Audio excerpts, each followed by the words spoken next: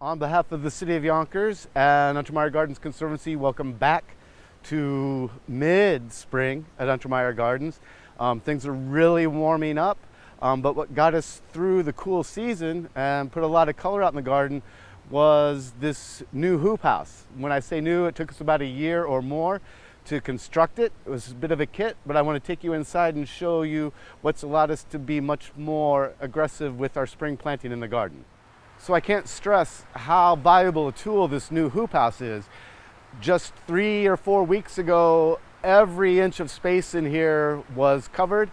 We now have color out in our canals and vegetables out in our vegetable garden because we were able to start plants in here. This is a very basic house, but it has some really neat features. These benches, for instance, instead of having rows between each one, we can get more plants because the benches roll around. So we only have one aisle in the house. We have these circulation fans, we have vents that let cool air in, and fans that suck the hot air out. The sides roll up and down, so on a cold night or when we're still getting frost temperatures during the day, we can roll the sides of the house down and keep the space heated.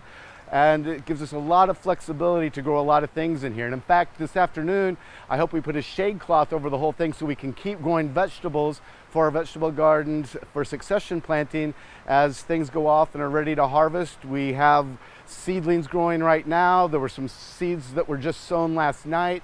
And within the next week or two, this house will fill back up with vegetables, and we'll also start to grow some of our summer annuals here very soon. So if you recall, for years we would plant tulips in all these canal beds.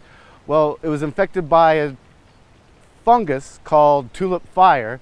It's a botrytis fungus, and apparently the spores can live in the soil for 5 or more years. And it was really devastating to our first crop, and we gave the whole garden a rest for spring color, and then we've been working on introducing cool season annuals as opposed to tulips. And what that means, we put in a bunch of plants that enjoy the cold temperatures. They can give us good display all the way up to early or mid-June, and then we'll move to our traditional summer annuals. But again, the hoop house allowed us to grow all these plants, some starting in February. Some were started from cuttings and plugs and from our seed program. So a lot of different methods of propagation gave us some really interesting plants, which we'll take a look at. So stepping out of the hoop house into the gardens that the hoop house allowed us to plant this early, looking at some of these cool season crops. And by cool season, all these plants can take some degree of frost in the spring, so you can get them out early if you have a way to get them started early. And they'll perform all the way up until it gets warm in early to mid-June, maybe even a little bit later depending on the season. And a very common cool season annual that most folks are probably familiar with is this Antirrhinum or snapdragon. It's a cultivar called Snapshot Orange. And when I was ordering it from the catalog as a plug this last fall, it was described as orange and yellow, and that really worked with the color scheme. But as it started to bloom, which it didn't do until we'd moved it out of the hoop house, you can see the buds are pink to almost red, and the back sides of the petals have a lot of pink and red in them, in addition to the orange and yellow.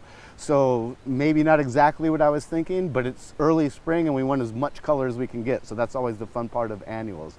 We've paired that with a few different violas throughout the beds, and this is one called Cool Wave with that deep purple and almost blue tint to it as well, with that yellow eye.